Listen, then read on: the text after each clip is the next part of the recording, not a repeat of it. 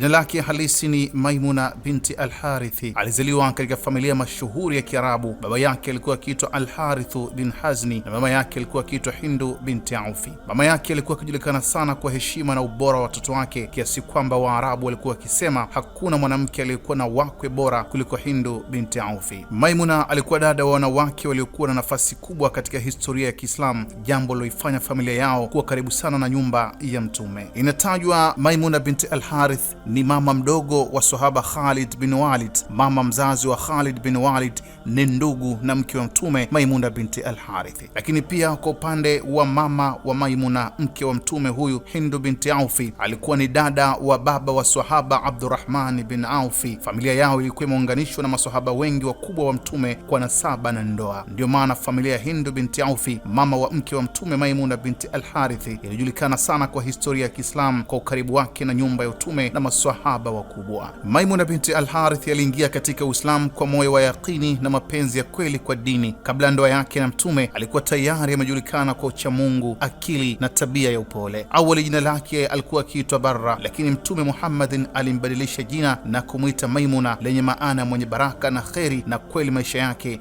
yakawa yenye baraka na kheri. Sababu ya Mtume kubadilisha jina lake inatajwa kuwa jina la Barra linaweza kuonekana kama mtu anayejisifia kuwa mwenye wema sana, jambo ambalo Uislamu hupendelea unyenyekevu. Mtume Muhammadin alipenda majina yasiyo na majivuno, lakini pia Mtume alikuwa akipenda kubadilisha majina yenye maana isiyo na uzito wa kiimani au yanayoweza kuleta dhana isiyo sahihi na kuyapa majina yenye maana ya baraka, furaha na matumaini. Hivyo jina lilibadilishwa si kwa sababu ya kosa, bali kwa kuleta unyenyekevu, maana bora zaidi na baraka katika maisha yake. Ndio maana akaendelea kujulikana kama Maimuna binti al-Harithi, mama wa waumini, mwenye jina lenye baraka.